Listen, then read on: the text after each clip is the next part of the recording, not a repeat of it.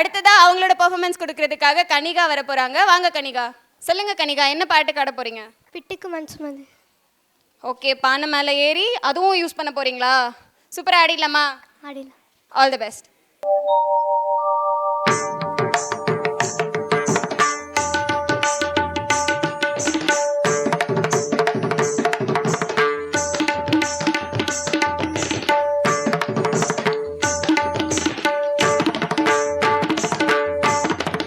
பிட்டுக்கு மண் சுமந்து கங்கை தலை சுமந்து உமையை தன்னிடம் சுமந்தவன்.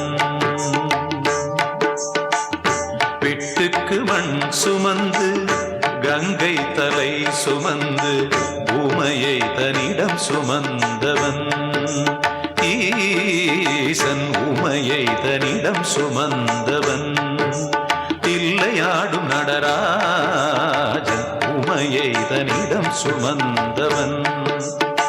பூதகணத்தலைவன் நாட்டியத்தின் முதல்வன் கைலயங்கிரி இறைவன் கைலை வாழும் சிவன். பிட்டுக்கு மண் சுமந்து கங்கை தலை சுமந்து உமையை தன்னிடம் சுமந்தவன்.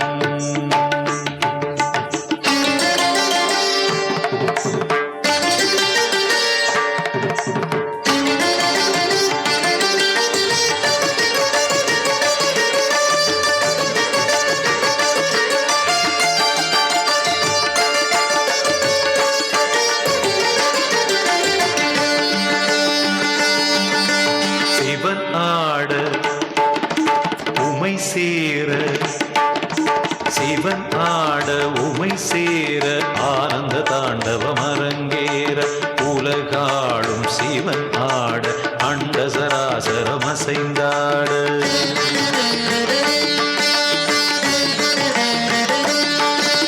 சிவனாட உமை சேர ஆனந்த தாண்டவம் அரங்கேற உலகாளும் சிவனாட அண்ட சராசரம் அசைந்தாட.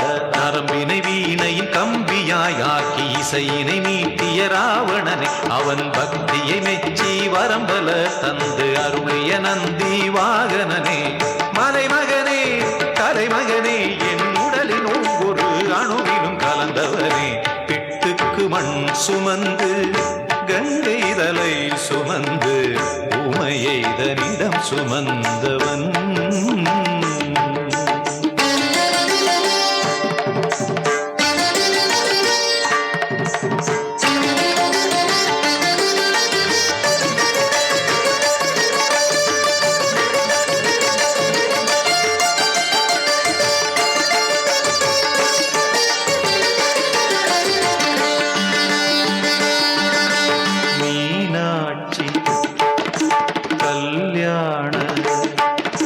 மீனாட்சி கல்யாண வைபவம் மதுரையில் நடந்தேற திருமால் தன் திருத்தங்கை கைகளை பரமனின் கரம் சேர்க்க.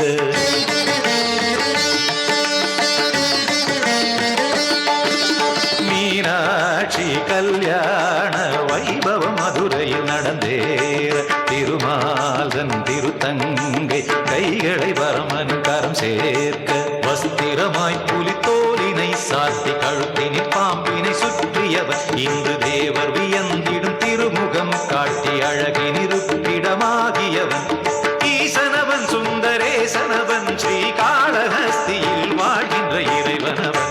பிட்டுக்கு மண் சுமந்து கங்கை தலை சுமந்து உமையை தன்னிடம் சுமந்தவன். பிட்டுக்கு மண் சுமந்து கங்கை தலை சுமந்து உமையை தன்னிடம் சுமந்தவன். ஈசன் உமையை தன்னிடம் சுமந்தவன். தில்லையாடும் நடராஜன் உமையை தன்னிடம் சுமந்தவன். பூத கணத்தலைவன் நாட்டியத்தின் முதல்வன் கைலயங்கிரி இறைவன் கைலயங்கிரி இறைவன் கைலயங்கிரி இறைவன்